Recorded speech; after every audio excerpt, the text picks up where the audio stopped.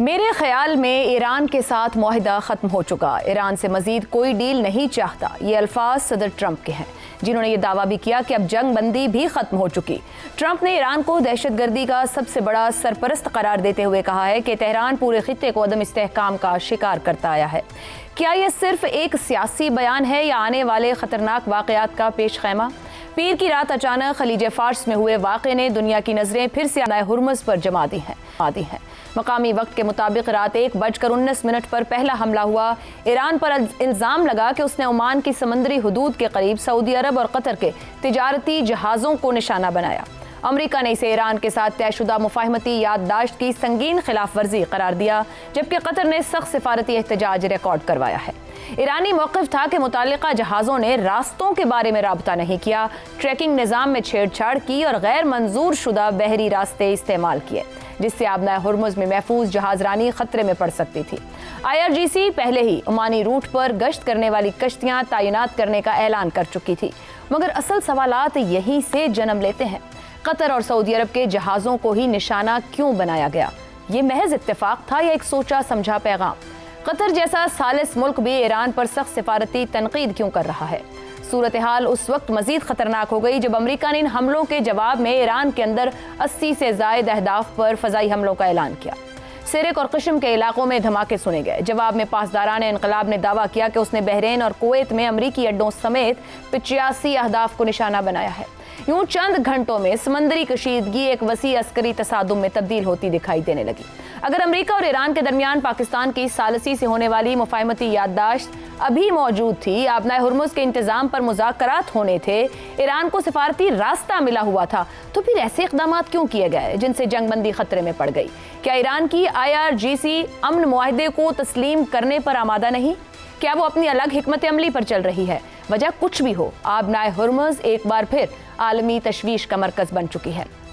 تیل کی قیمتوں میں اضافہ اور بحری تجارت غیر یقینی کا شکار ہو چکی ہے۔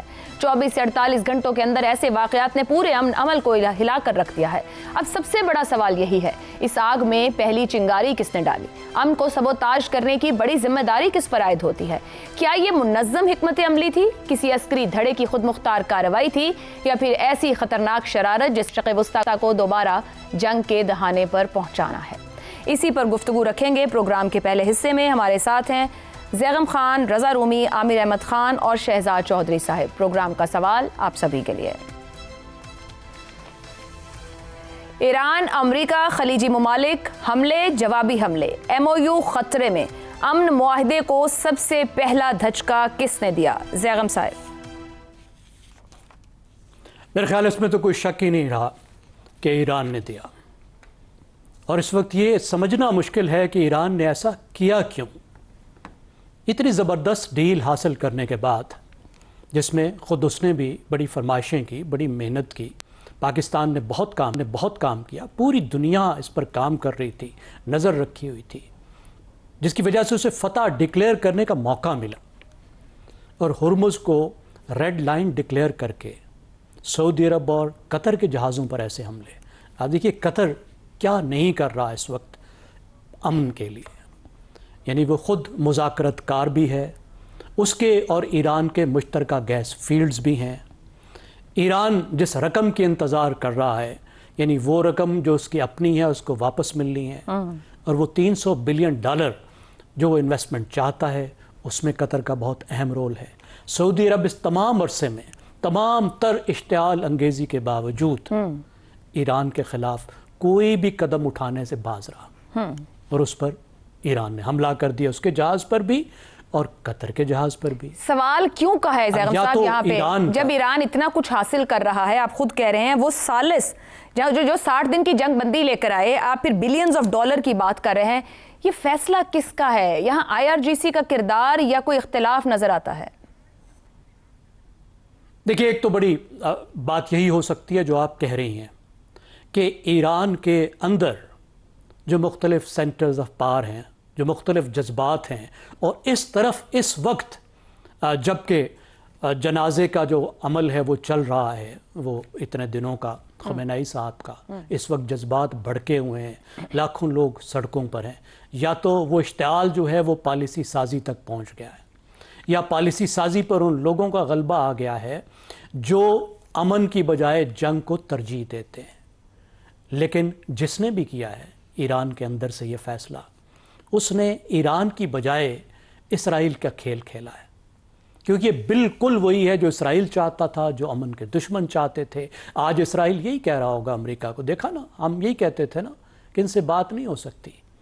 آج جو ایران کے سخت ترین مخالف ہیں، جو جنگ کو جاری رکھنا چاہتے تھے، وہ یہی کہہ رہے ہوں گے اور یہی کہہ رہے ہیں کہ ایران امن نہیں چاہتا، ایران سے امن نہیں ہو سکتا، اس کا رگڑا لگانا پڑے گا. اور پوری دنیا میں آج ریزنٹمنٹ ہے. پوری دنیا جو ایران کو سپورٹ کر رہی تھی کہ ایران ایک مظلوم ہے، اس کے خلاف وار آف چوائس کی گئی ہے، ایران بہت بہادری سے لڑ رہا ہے اور اس کے خلاف زیادتی ہوئی ہے، اس کو سنا جانا چاہیے، امن کا معاہدہ ہونا چاہیے. تو آج تو وہ ہمدردی ایران کو نہیں ملے گی، اپنے ہمسایوں سے بھی نہیں ملے گی، مسلم دنیا میں مسلم دنیا کی رائے عامہ سے بھی نہیں ملے گی، دنیا کی جو پیس لابی ہے جو امن چاہتے ہیں اس سے بھی نہیں ملے گی. شہزاد چودھری صاحب، جو زیغم صاحب ایک پل بنایا گیا، مسلم کنٹریز رہی، خطے کے ملک رہے، پاکستان کی کاوشیں رہی، 60 دن کی جنگ بندی ملی اور بہت کچھ ایران کو بھی ملنے جا رہا تھا. یہ اب مغربی میڈیا کا بھی وہ حصہ، کچھ بات تو بھی زیغم صاحب نے کہ ایران اور امریکہ جنگ کے دوران جو امریکہ اور اسرائیل کا ناقد رہا، اب وہ ایران پر سوال اٹھا رہے ہیں جو 48 گھنٹوں میں یہ معاملہ ہوا، یعنی IRGC کے کردار پر سوال ہے. تو ایسے میں آپ سے سوال یہ ہے کہ ایران کی سیاسی و عسکری قیادت کیا ایک پیج پر ہے اس پورے معاہدے کو لے کر، MOU کو لے کر؟ دیکھیں 9 تاریخ سے پہلے تو کچھ نہیں کہا جا سکتا کہ کس کے کنٹرول میں کیا ہے وہاں پہ. لیکن چونکہ آپ کا سوال یہ ہے کہ پہلا دھچکا کس نے دیا، تو میں سمجھ رہا ہوں عذرائے تفنن یہ جو جہاز تھے نا، انہی کو سب سے پہلا دھچکا انہوں نے لگایا. بھئی کیا ضرورت تھی؟ آپ 4 مہینے سے بند تھے خلیج کے اندر، آپ کو کس نے کہا تھا کہ آپ یہ باہر نکلے وہاں سے؟ کیا بات ہے، کھڑے رہتے، بیٹھے رہتے وہاں پہ، کیا فرق پڑتا تھا؟ 4 مہینے پوری دنیا نے سہ لیا تھا نا یہ $100-120 کی قیمتیں تیل کی، تو اور بھی سہ لیتے، کیا فرق پڑتا تھا؟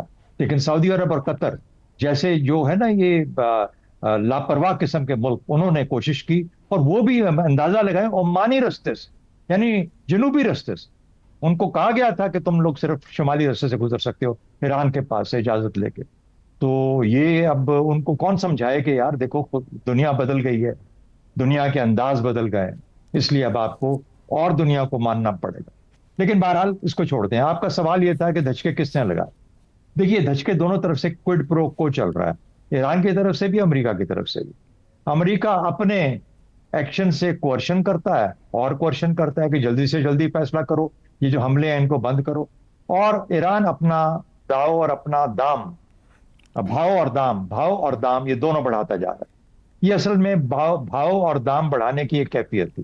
لیکن آپ کا سوال اس سے بھی زیادہ اہم کہ اصل میں اس وقت یہ فیصلے کون کر رہا ہے ایران کے اندر. میرا خیال ہے ایران میں اس وقت فیصلے کوئی نہیں کر رہا، اور خاص طور پر اس ماحول میں جو کہ آج ماحول ہے ایران کے اندر، یعنی جذبات کا وہ عالم ہے کہ کوئی کسی کو کوئی یہ نہیں کہہ سکتا کہ جو اس نے کیا وہ غلط کیا. یعنی ان کو چھوڑیے، ہم پاکستان میں بیٹھ کے یہ بات نہیں کر سکتے کہ جو ایران کر رہا ہے وہ غلط کر، سوال ہی پیدا نہیں ہوتا. یعنی جذبات اس طریقے سے سیپ آؤٹ کیے ہوئے ہیں فرام ایران کہ اٹس امپاسبل ٹو سے کہ بھئی دنیا کی تباہی اس وقت کہاں پہ کھڑی ہے. یہ جو 14 نکات تھے یہ کس طریقے سے آپ کو فائدہ دے رہے تھے؟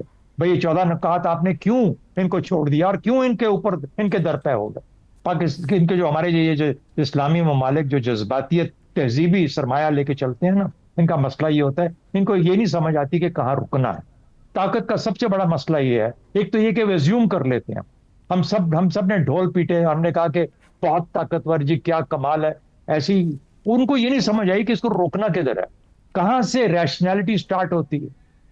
اور میرا اپنا خیال ہے کہ یہ اس وجہ سے خود بھی ہوئیں گے، نقصان کریں گے اپنا، اور اس کے بعد دنیا کا نقصان بھی کریں گے. چلے دنیا تو کسی طریقے سے بھگت لے گی، لیکن آج جس طریقے سے زیغم صاحب کہہ رہے تھے، چاہے وہ یورپ ہے، چاہے اسرائیل ہے، چاہے کوئی اور ملک ہے، آج کھڑا یہی باتیں کر رہا ہے. سعودی عربیہ، قطر، UAE اور یہ باقی گلف سب کا سب اس جنگ کے بعد سوچ رہا تھا کہ ہمیں شاید ایران کے ساتھ علیحدہ معاملہ کرنا پڑے گا.